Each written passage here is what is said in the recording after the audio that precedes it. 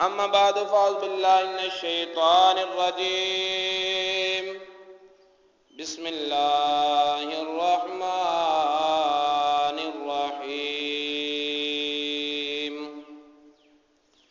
سبحان الذي أسرى بعبده ليلا من المسجد الحرام إلى المسجد الأقصى الذي باركنا حوله لنريه من آياتنا إنه هو السميع البصير صدق الله العلي العظيم وصدق رسوله النبي الكريم نحن على ذلك من الشاهدين والشاكرين والحمد لله رب العالمين قال الله تبارك وتعالى في القرآن المجيد والفرقان الحميد في شان حبيب الرحمن الرحيم إن الله وملائكته يصلون على النبي يا أيها الذين آمنوا صلوا عليه وسلموا تسليما الصلاة والسلام عليك يا سيدي يا رسول الله وعلى آلك وأصحابك يا حبيب الله الصلاة والسلام عليك يا سيدي يا رسول الله وعلى آلك وأصحابك يا شفيع المسلمين اللهم صل وسلم وبارك على سيدنا ومولانا محمد كريم الآباء والأمهات وعلى آله وأصحابه وأولياء أمته وعلماء ملته وأمته أجمعين عدد كرمك يا كريم يا كريم يا كريم يا كريم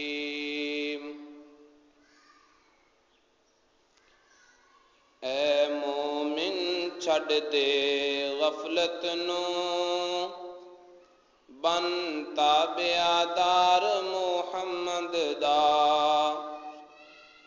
اے مومن چھڑ دے غفلت نو بن تابعدار محمد دا بھاویں دنیا وسرے لکھواری نا پیار وسار محمد دا بھاویں دنیا وسرے لکھواری نا پیار وسار محمد دا اے مومن چھڑ دے غفلت نو بن تابعدار محمد دا او دلبر ذات غفار دائے ڈبیانو پل وچ تار دائے او دلبر ذات غفار دائے ڈبیانو پل وچ تار دائے ہر پاسے چمکاں مار دائے جلوہ مختار محمد دا اے مومن چھڑ دے غفلت نو بن تابعدار محمد دا اے غافل غفلت دور کری اس در تے مرن منظور کری اے غافل غفلت دور کری اس در تے مرن منظور کری سب دل دا دور غرور کری بن دل بر یار محمد دا اے مومن چھڑ دے غفلت نو بن تابعدار محمد دا اے کوڑی دنیا فانی ہے کوئی روز تیری زندگانی ہے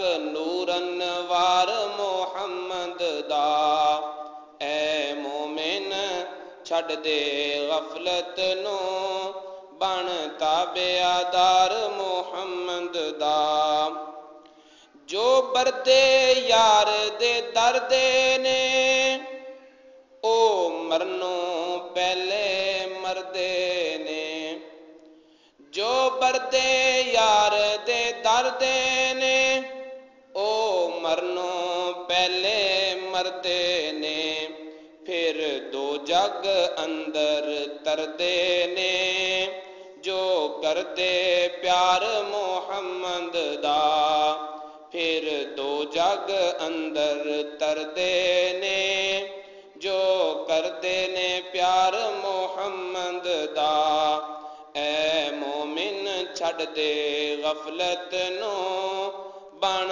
تابعدار محمد دا جو عاشق بے مثل دے نے او وانگ پتنگاں جل دے نے جو عاشق بے مثل دے نے او وانگ پتنگاں جل دے نے پھر ہر دم ہر جا تک دے نے جلوہ سرکار محمد دا پھر ہر دم ہر جا تک دے نے جلوہ سرکار محمد دا اے مومن چھڈ دے غفلت نو بن تابعدار محمد دا جنہ عاشق نام رکھایا ہے محبوب دا ورد پکایا ہے جنہ عاشق نام رکھایا ہے محبوب دا ورد پکایا ہے اونا اکھیاں وچ ٹکایا ہے مکھ شاہ ابرار محمد دا اونا اکھیاں وچ ٹکایا ہے مکھ شاہ ابرار محمد دا اے مومن چھڈ دے غفلت نو بن تابعدار محمد دا اون دی صفت بیانوں باہر اے آپ باطن آپ ظاہر ہے ان دی صفت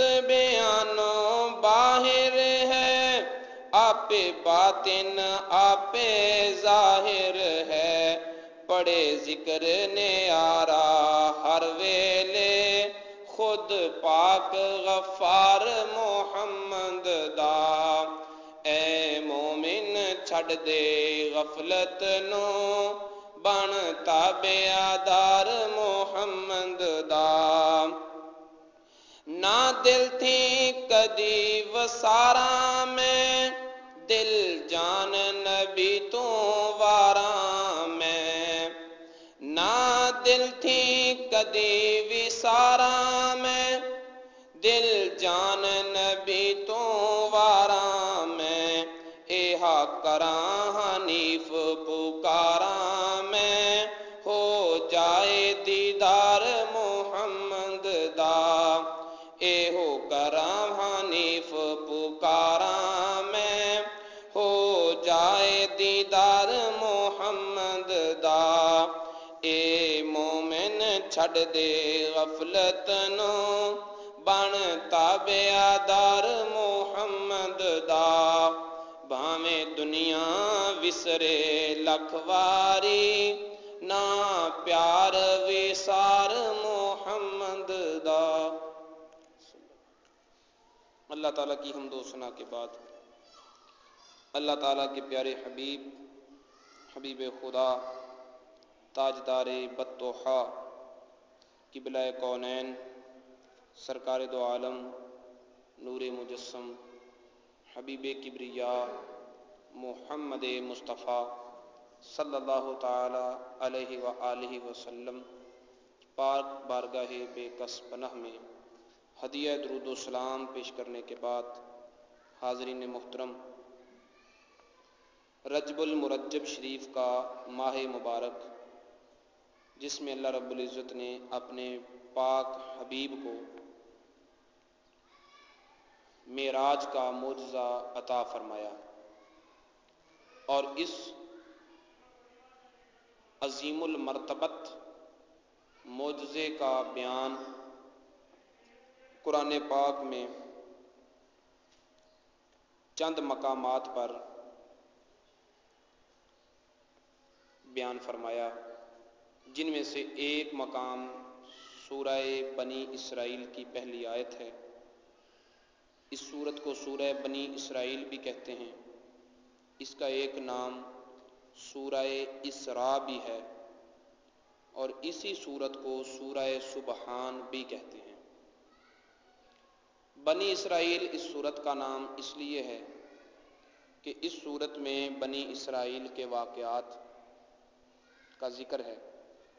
سورہ اسراء کا نام اس لیے رکھا گیا اس سورت کا کہ اس سورت کی پہلی آیت میں نبی پاک صلی اللہ تعالی وسلم کے معجزہ معراج کا ذکر ہے، اور سورہ سبحان اس سورت کو نام اس لیے دیا گیا کہ اس سورت کا آغاز لفظ سبحان سے ہوتا ہے۔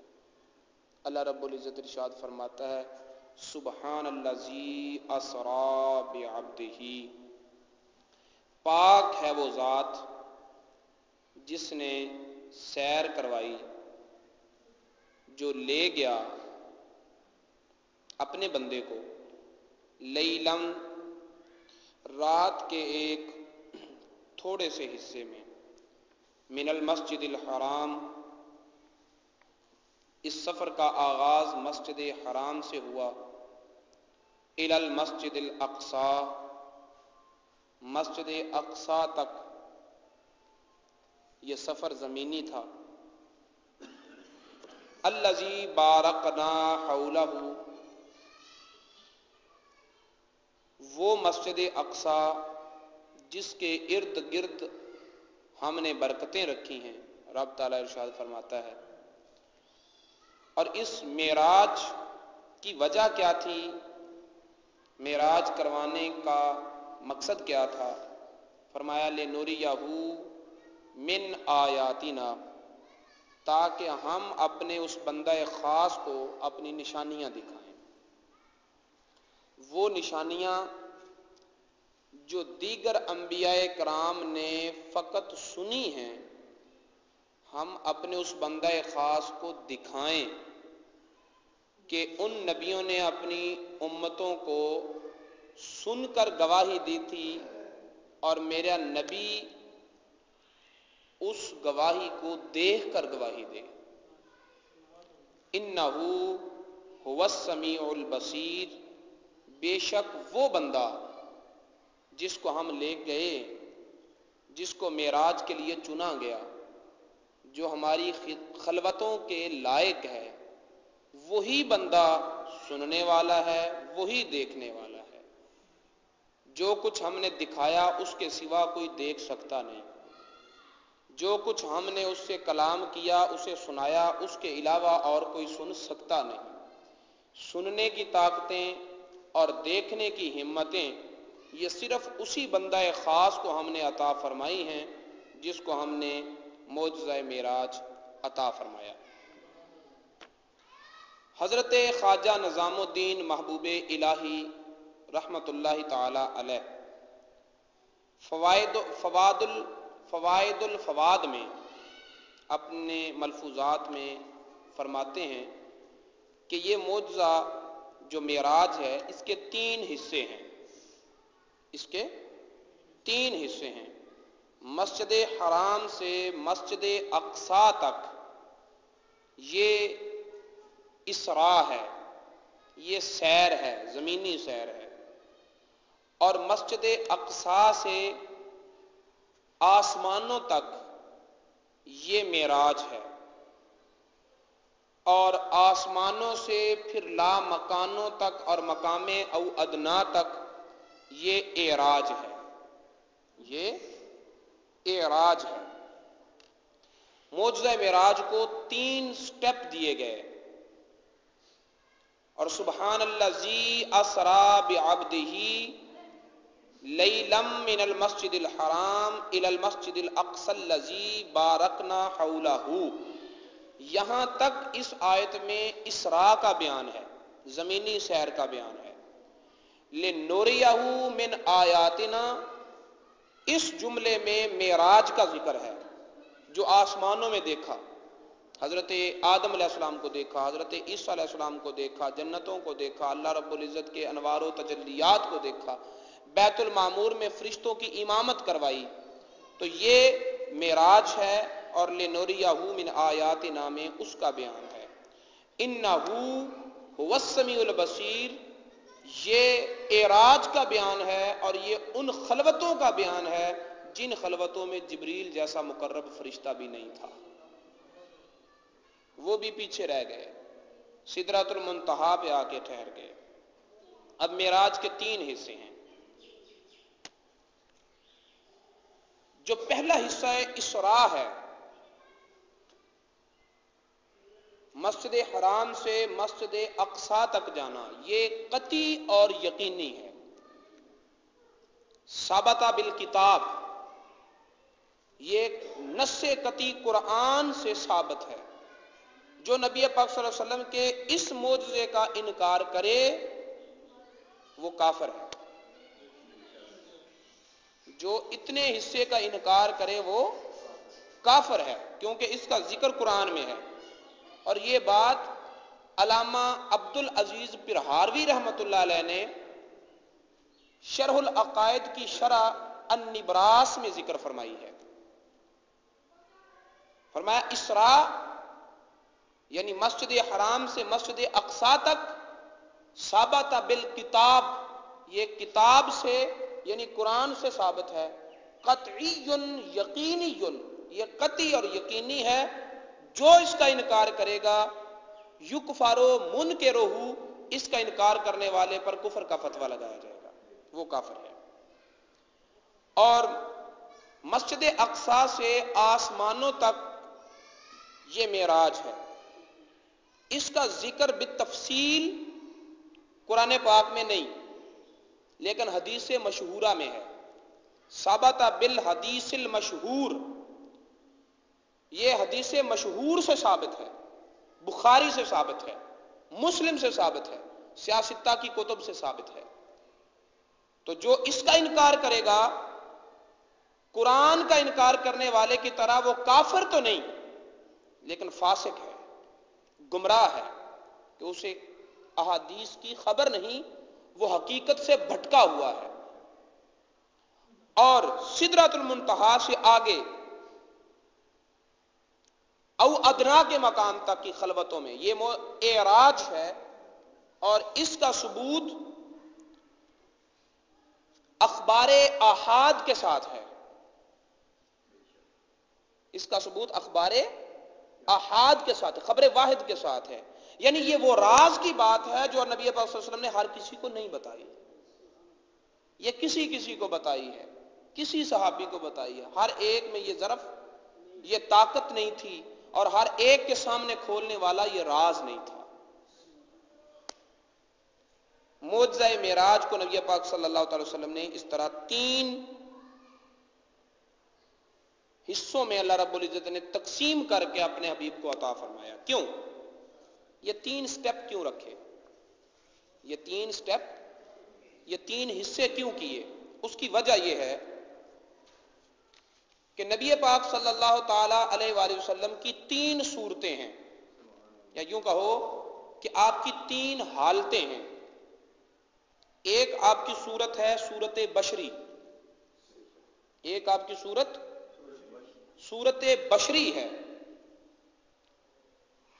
جس کا بیان قرآن پاک نے فرمایا کہ قل انما انا بشر مثلکم، اے محبوب اعلان کر دو کہ میں خدا نہ ہونے میں تمہاری طرح بشر ہوں، جیسے کوئی بشر خدا نہیں اسی طرح میں بھی خدا نہیں، بشر ہوں، خدا نہیں ہوں، بشر ہوں، لہذا مجھ سے وہ مطالبے کرو جو نبی کے لائق ہیں. میں نے دعوی نبوت کیا ہے، تم مجھے کہتے ہو کہ یہ پہاڑ اٹھا کر شام میں لے جاؤ، شام کا خطہ یہاں لے آؤ. میں نے رشد و ہدایت دینے کا دعویٰ کیا ہے کہ تم بھٹکے ہوئے ہو، میرے سے ہدایت لے لو. تم گمراہ ہو چکے ہو، مجھ سے نور ہدایت لے لو. تم مجھ سے مطالبہ میرے دعوے کے مطابق کرو. میں خدا نہ ہونے میں تمہاری طرح بشر ہوں. نبی پاک صلی اللہ علیہ وسلم کی بشریت کا ذکر اس آیت میں کیا. نبی پاک صلی اللہ علیہ وسلم کی ایک حالت ہے حالت بشری، اور ایک نبی پاک صلی اللہ علیہ وسلم کی حالت ہے حالت ملکی. حالت ہے ملکی، جس کا بیان نبی پاک صلی اللہ علیہ وسلم نے فرمایا انی لستو کا احدکم، میرے حلقہ ارادت و محبت میں بیٹھنے والوں، قدم قدم پر میری پیروی کرنے والوں، میری اداؤں کو اپنانے والوں، میری سنتوں کو اپنے کردار میں ڈھالنے والوں، میری اتباع اور اطاعت کا جذبہ وافر رکھنے والوں، سن لو، ہر بات میں تم میری پیروی نہیں کر سکتے، اس لیے کہ میں تمہاری طرح نہیں ہوں. میں 8 دن تک نہ کھاؤں، مجھے فرق نہیں پڑتا، تم 2 دن نکال نہیں سکتے ہو. انی لاستوں کا احدکم، میں تمہاری طرح نہیں ہوں، میں تمہاری طرح. ان ابیتو عند ربی، تم راتیں اپنے اہل و عیال میں گزارتے ہو، تم راتیں اپنے گھر والوں اور خاندانوں میں گزارتے ہو، تم راتیں اپنے بستر پہ گزارتے ہو. وَإِنَّ أَبِيتُ عِندَ رَبِّي، اور میں رات اپنے رب کی بارگاہ میں گزارتا ہوں. یُطْعِمُنِی وَیَسْقِینِی، وہ مجھے کھلا بھی دیتا ہے، وہ مجھے پلا بھی دیتا ہے. وہ مجھے کھلاتا ہے، وہ مجھے پلاتا ہے. اب اس حدیث کی شرح میں شارحین حدیث نے لکھا، آپ یہ میں مثال دینے کے لیے آپ کو کہہ رہا ہوں، جب آپ ایک ملک میں ہوتے ہیں تو وہاں کے کھانے اس آب و ہوا کے مطابق ہوتے ہیں. جب کسی دوسرے ملک میں چلے جاتے ہیں تو وہاں کی غذا، وہاں کی آب و ہوا اور وہاں کے رہنے سہنے والے لوگوں کے مطابق کچھ مختلف ہوتی ہے. ہر ملک کی آب و ہوا اور رہنے والوں کے مطابق غذائیں اور کھانے بدلتے رہتے ہیں. یہ تو زمین کے مختلف خطوں کا مزاج ہے. تو نبی پاک صلی اللہ تعالی وسلم جب اپنے رب کی بارگاہ میں ہوتے تھے تو کیا یہی روٹی کھاتے تھے؟ کیا یہی پانی پیتے تھے؟ کیا ان کا وہاں پر رب تعالیٰ جو غذائیں انہیں عطا فرماتا تھا وہ اسی جنس کی ہوتی تھی؟ جب وہ عالم نور ہے تو وہاں کا کھانا اور غذائیں بھی نور ہے، اور ان غذاؤں کو وہی کھا سکتا ہے جو سراپا نور ہو. جس کی حقیقت نور نہ ہو وہ ان غذاؤں کو کھا ہی نہیں سکتا، انہیں لے ہی نہیں سکتا، انہیں برداشت ہی نہیں کر سکتا. فرمایا ان ابیتو عند ربی، میں تو اپنے رب کی بارگاہ میں رات گزارتا ہوں. یطعمنی ویسقینی، وہ مجھے کھلاتا بھی ہے، وہ مجھے پلاتا بھی ہے. یہی جملہ حضرت ابراہیم علیہ السلام نے بھی کہا تھا. یہی جملہ ابراہیم علیہ السلام نے بھی کہا تھا کہ میرا رب مجھے کھلاتا ہے، مجھے پلاتا ہے، اور جب میں بیمار ہوتا ہوں تو مجھے شفا بھی دیتا ہے. اذا مرضت فہو یشفینی، جب میں بیمار ہوتا ہوں مجھے شفا دیتا ہے. اس میں بھی ادب ہے، فرمایا بیمار میں ہوتا ہوں، یہ نہیں کہا کہ وہ مجھے بیمار کرتا ہے پھر مجھے شفا دیتا ہے. فرمایا بیمار میں ہوتا ہوں، جب مجھ پر کوئی آفت، کوئی مصیبت آتی ہے تو اس میں وجہ میری ذات ہوتی ہے، لیکن جب وہ ٹلتی ہے تو ٹلنے میں کام اس کا ہوتا ہے. میں جب میں بیمار ہوتا ہوں مجھے شفا دیتا ہے، مجھے کھلاتا ہے. لیکن یہ ابراہیم علیہ السلام نے کہا زمین پر، لہذا لفظ وہی ہیں لیکن ان لفظوں کا معنی و مطلب اور ہے. یہی جملہ سرکار مدینہ نے فرمایا لفظ وہی ہیں لیکن یہاں طعام اور سقایت اور ہے، کیونکہ وہ زمین پر تھا اور یہ عند ربی کہ رب کی بارگاہ میں ہوتا ہوں. اور وہاں کے غذاؤں کے مطابق مجھے کھلایا جاتا ہے، وہاں کے پینے کے مطابق مجھے پلایا جاتا ہے، وہاں کے پینے کے متعلق مجھے پلایا جاتا ہے۔ تو یہ صورت ملکی ہے، یہ صورت ملکی ہے۔ اور تیسری صورت نبی پاک صلی اللہ علیہ وسلم کی ایک اور حالت ہے، وہ حالت حقی ہے، وہ حالت حقی ہے۔ بشری صورت وہ ہے جو بشر دیکھتے ہیں، بشری صورت وہ ہے جو بشر دیکھتے ہیں۔ ملکی صورت وہ ہے جسے ملائکہ دیکھتے ہیں، اور حقی صورت وہ ہے جس کے متعلق رسول اللہ صلی اللہ علیہ وسلم نے ارشاد فرمایا، یا ابا بکر لم یعرفنی حقیقتا سوا ربی، اے ابو بکر سن لے کہ میری حقیقت کو سوائے میرے رب کے کوئی بھی نہیں جانتا، میری حقیقت کو سوائے میرے رب کے کوئی بھی نہیں جانتا۔ اور یہ کسے کہا؟ حضرت ابو بکر کو مخاطب کر کے کہا۔ عمر فاروق، عثمان غنی، مولا علی، کسی کو نہیں۔ حضرت ابو ہریرہ، حضرت انس جو 10 سال تک مسلسل خدمت میں رہے، انہیں بھی نہیں۔ کیوں؟ اس لیے کہ مشہور ہے اور زمانہ جانتا ہے کہ اگر کوئی مزاج آشنائے رسول ہے تو وہ ابو بکر صدیق ہیں، جنہوں نے 3 راتیں فقط رسول اللہ صلی اللہ علیہ وسلم کی معیت میں گزاری، دن بھی اور رات بھی۔ اتنا وقت رسول اللہ صلی اللہ علیہ وسلم کی معیت میں مسلسل کسی کو نصیب نہیں ہوا سوائے حضرت ابو بکر صدیق کے۔ یہ صحابہ کرام کی بات ہے، اتنا وقت کسی کو نصیب نہ ہوا سوائے ابو بکر صدیق کے۔ تو دن رات ساتھ رہے، غار مزار میں ساتھ رہے، سفر اور حضر میں ساتھ رہے، امن اور جنگ میں ساتھ رہے، ہر وقت ساتھ رہنے والا۔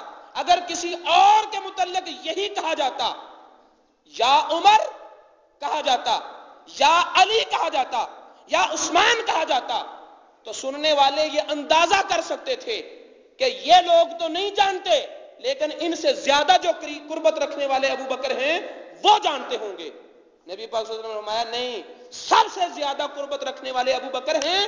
ابو بکر لوگ جانتے ہیں کہ ابو بکر صدیق یہ سب سے زیادہ مصطفیٰ کو پہچانتا ہے، تو بھی سن لے، تو بھی میرے ظاہر کو پہچانتا ہے، میری حقیقت کو سوائے میرے رب کے کوئی نہیں پہچانتا۔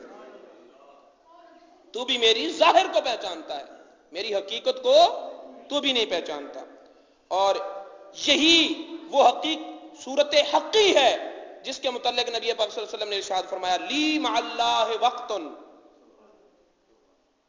اللہ رب العزت کے ساتھ ایک ایسا بھی وقت مجھ پر آتا ہے کہ لا یسعنی فیہ ملک مقرب ولا نبی مرسل، اور ایک ایسا خلوت خدا میں، رب کی قربت میں ایک حالت مجھ پر ایسی بھی آتی ہے، ایک وقت ایسا بھی ہے، اور ایک مقام میرا وہ بھی ہے کہ جس مقام میں میرے ساتھ نہ کوئی مقرب فرشتہ شامل ہوتا ہے، نہ ہی کوئی نبی مرسل شامل ہوتا ہے، سب پیچھے رہ جاتے ہیں۔ اس وقت فقط میں ہوتا ہوں اور خدا ہوتا ہے، میں ہوتا ہوں اور خدا ہوتا ہے۔ اور ایسی حالتیں پہلے بھی گزر چکی ہیں اور آئندہ بھی آئیں گی۔ جیسے دیکھیں، اللہ رب العزت نے سب سے پہلے نور مصطفیٰ کو پیدا کیا، سب سے پہلے نور مصطفیٰ صلی اللہ تعالی وسلم کو پیدا کیا، اور اس کے بعد صدیوں بعد، ہزاروں سال بعد عالم خلق کو تخلیق کیا۔ صدیوں بعد، جب تک باقی مخلوقات پیدا نہ ہوئی تھی تب تک یا خدا تھا یا نور مصطفیٰ تھا، کوئی دوسرا نہ تھا، یا خدا تھا یا نور مصطفیٰ تھا، اور کوئی نہیں تھا۔ اب یہ زمانہ چل رہا ہے، وقت گزر رہا ہے، آ رہے ہیں جا رہے ہیں، دنیا گزر رہی ہے۔ پھر ایک وقت آئے گا کہ جب حضرت اسرافیل علیہ السلام کو حکم ہوگا اور وہ سور میں پھونکیں گے، قیامت قائم ہو جائے گی۔ اس وقت کیا ہے؟ زندگی ہے۔ کچھ لوگ دنیا میں زندہ ہیں، کچھ عالم برزخ میں زندہ ہیں، کچھ عالم امر میں زندہ ہیں، کچھ عالم سماوات میں زندہ ہیں۔ ابھی زندگی کا پیریڈ ہے، زندگی چل رہی ہے، ایک لمحے کی موت کے بعد پھر زندگی چل رہی ہے۔ ایک لمحے کی موت کے بعد پھر زندگی ہے. لیکن جب سورہ اسرافیل پھونکا جائے گا پھر وہ دورانیہ موت کا دورانیہ ہوگا. پھر دنیا میں رہنے والے دنیا میں مر جائیں گے اور عالم برزخ والے وہ بھی زندہ نہیں رہیں گے. عالم برزخ والے بھی فوت ہو جائیں گے اور عالم امر والے بھی فوت ہو جائیں گے اور عالم سماوات والے بھی فوت ہو جائیں گے. تب پوری کائنات پر موت چھائی ہوگی حتیٰ کہ جبریل امین، اسرافیل، حضرت میکائیل، حضرت عزرائیل وہ بھی سارے کے سارے عالم موت میں چلے جائیں گے اور 40 سال تک یہ حالت رہے گی موت کی. اس وقت بھی جب ہوگا یا مصطفیٰ ہوگا یا نور خدا، یا خدا ہوگا یا نور مصطفیٰ ہوگا.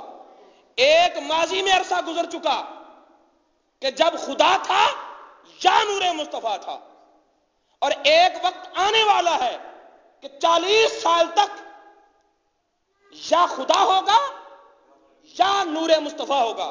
کوئی جن نہیں ہوگا، کوئی بشر نہیں ہوگا، کوئی روح بھی نہیں ہوگی، کوئی فرشتہ بھی نہیں ہوگا، کچھ بھی نہیں ہوگا.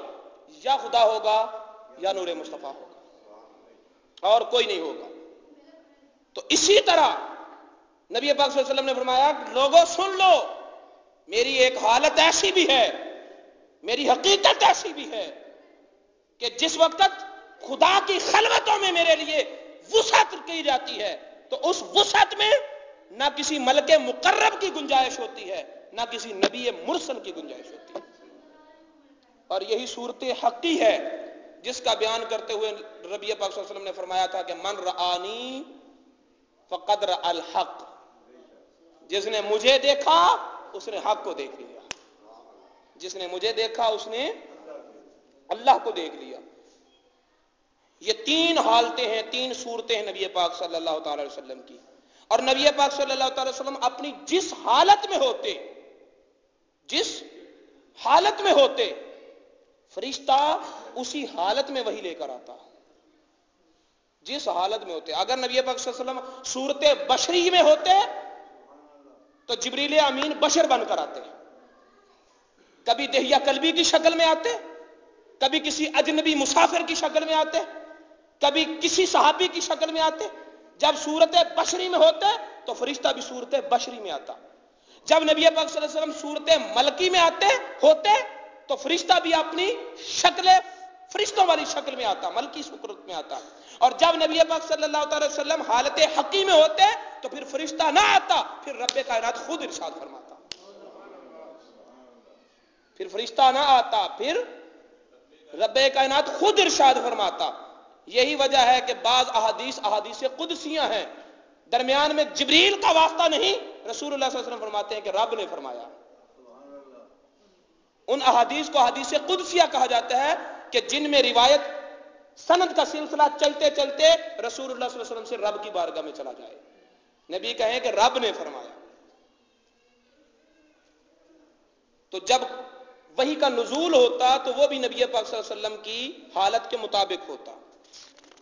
جب آپ صورت بشری میں ہوتے تو پھر مفصل کلام نازل کیا جاتا، پھر مفصل کلام نازل کیا جاتا جس کے بغیر بشروں کو سمجھ نہیں آتی، جو کہ آیات محکمات ہیں، جو کہ آیات محکمات ہیں. قل هو اللہ احد، واضح لفظ بیان کیے جاتے. اور جب آپ حضور صورت ملکی میں ہوتے تو پھر واضح الفاظ نہ ہوتے، پھر نازل ہوتی وہی نازل ہوتی حامیم، کیونکہ اب صورت ملکی میں ہے، اب لفظوں کی ضرورت نہیں ہے. پھر وہی نازل ہوتی یاسین، پھر وہی نازل ہوتی کاف یا کاف ہا یا عین صاد، پھر وہی نازل ہوتی طٰہٰ، پھر وہی نازل ہوتی الف لام میم، پھر وہی ہوتی الف لام را. اب کوئی ان کو سمجھ نہیں سکتا، کوئی حالت ملکیت کو پہنچے تو سمجھے، کوئی اس مقامات سے آشنا ہو تو سمجھے. یہ تو راز ہی فقط محبوب کے لیے ہیں. جب صورت بشری میں ہوتے تو مفصل کلام نازل ہوتا، جب صورت ملکی میں ہوتے تو پھر اشارے نازل ہوتے.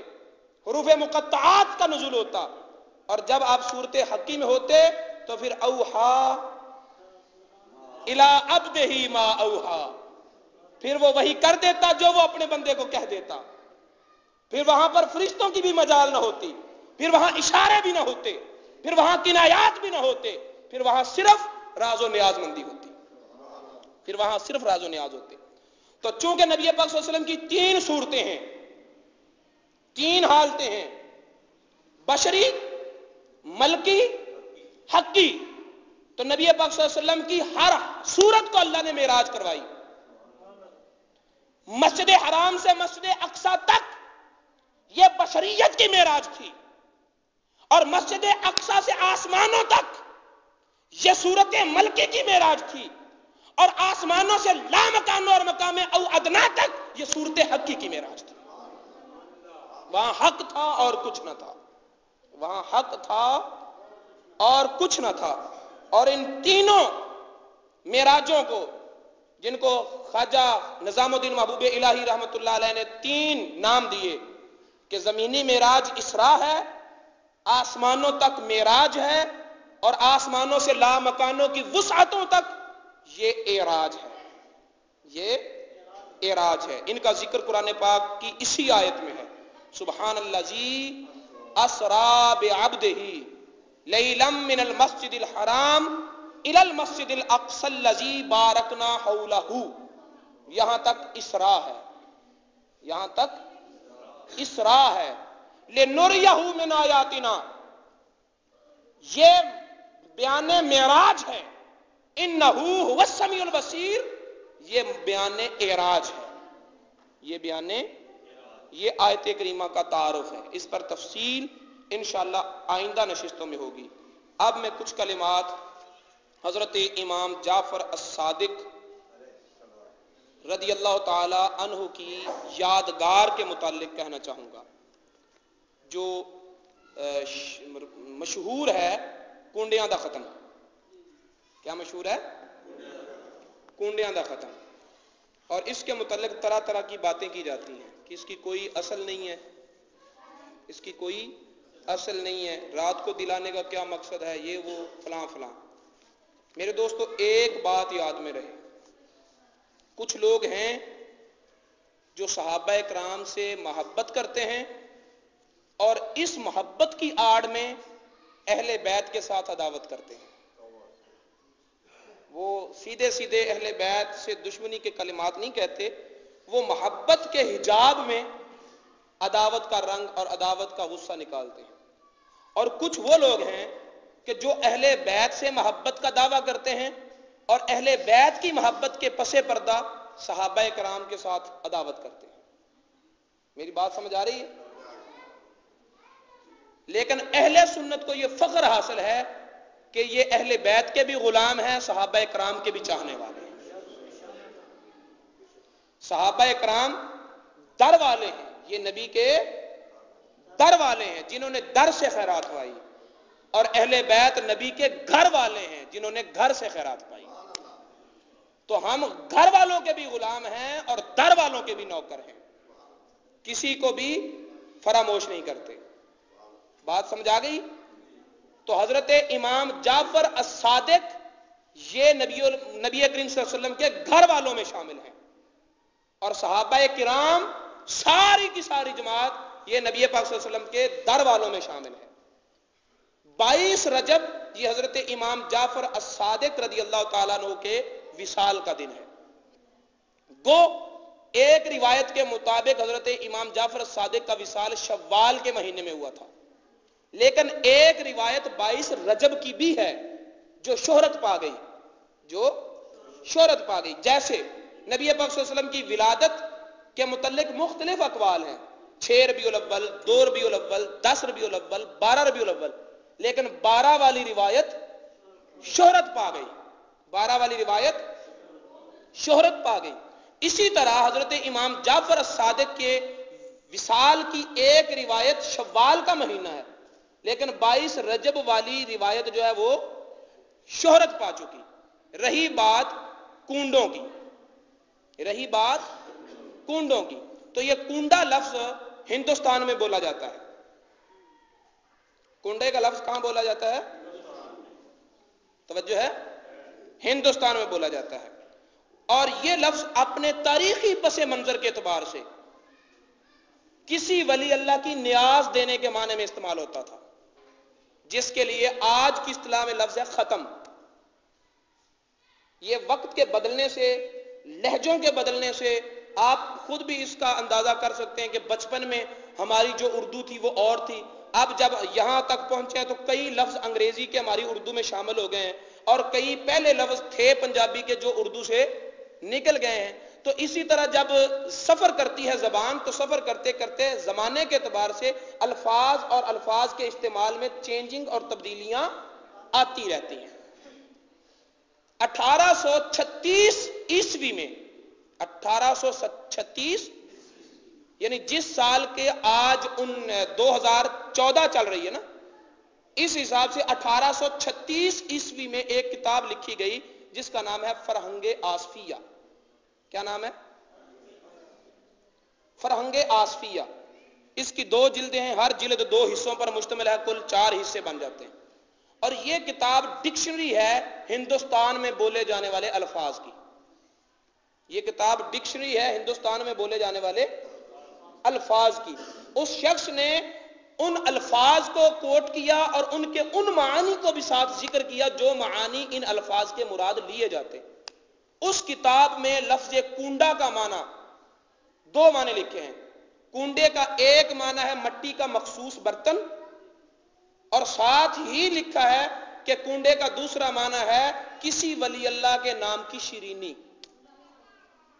کسی ولی اللہ کے نام کی نیاز دینے کو بھی کنڈا کہتے ہیں. اور پھر اس معنی پر دلیل کے طور پر شعر لائے ہیں. شعر کا کیا ہے؟ ہمسائی میرے سر کی قسم آئیو ضرور، ہمسائی میرے سر کی قسم آئیو ضرور، کنڈا کروں گی جمعہ کو سید جلال کا. بات سمجھائی؟ ہمسائی میرے سر کی قسم آئیو ضرور، کنڈا کروں گی جمعہ کو سید جلال کا. کیا مطلب اس کا؟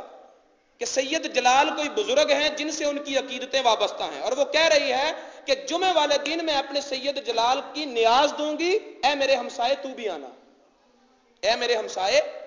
پتہ چلا کہ کنڈے کا معنی جو ہندوستان میں جس وقت یہ لفظ بولا جاتا تھا اس معنی میں لیا جاتا تھا کسی ولی اللہ کے نام کی نیاز دینا.